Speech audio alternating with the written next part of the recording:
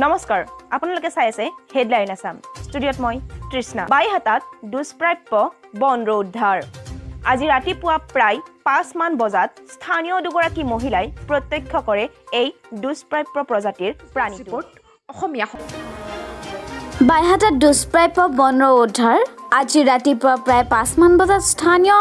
দুগৰাকী মহিলাই প্ৰত্যক্ষ কৰে দুষ্প্ৰাপ্য প্ৰজাতিৰ প্ৰাণীটো তাৰ পিছত মহিলা দুগৰাকীয়ে ওচৰৰ কেইগৰাকীমান লোকক কথাটো অৱগত কৰে সেই লোককেইজনৰ তৎপৰতাত বনৰটো উদ্ধাৰ কৰা হয় স্থানীয় ৰাইজে ৰঙিয়া বন সংমণ্ডলৰ কাৰ্যালয়ত এই বিষয়ে অৱগত কৰে আৰু বন বিভাগৰ উদ্ধাৰকাৰী দল এটা বাইহাটাত উপস্থিত হৈ দুষ্প্ৰাপ্য বনৰটো ৰঙিয়া বন বিভাগৰ কাৰ্যালয়লৈ লৈ যায় আমি ৰাতিপুৱা 4:30 মান বজাত ফুৰিবলৈ যাওঁতে আমি সেই বস্তুটো দেখা পালোঁ দেখা পোৱাত তাৰমানে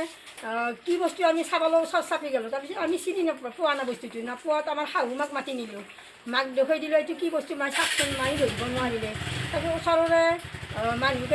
মানুহক মাতি আনি পেলাই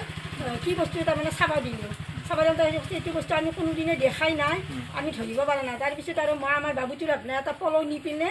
এই মানুহকেইজনক মাতি নিয়া মানুহকেইজনে তাৰমানে পলৌ দি ধৰে মই ক'লে এটা পলৌ লৈ আহচোন পলৌ দি ধৰিব পৰা যাব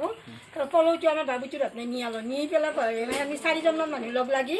স্কুলৰ ভিতৰতে তাৰমানে সেই বস্তুটো উদ্ধাৰ কৰা হ'ল তাৰপিছত আৰু মানুহ চালে আৰু কি বস্তু এইটো কোনো ধৰিব পৰা নাই এজন মানুহে ক'লে এইটো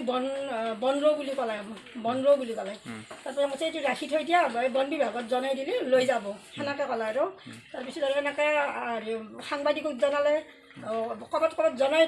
সকলোকে ক'লে আৰু বস্তুটো উদ্ধাৰ কৰি পিনে বোলে বন বিভাগে লৈ যাব এনেকৈ ক'লে কোৱাৰ পিছত আৰু আহি খবৰ দিলে খবৰ দিয়াৰ পিছত আৰু আহি বস্তুটো চালে সকলোৱে চাই এতিয়া বস্তুটো কি কৰে এইটো নাজানো আৰু বাইহাটা চাৰিআলিৰ পৰা তৃষ্ণা বৈশ্য ৰিপৰ্ট হেডলাইন আসাম।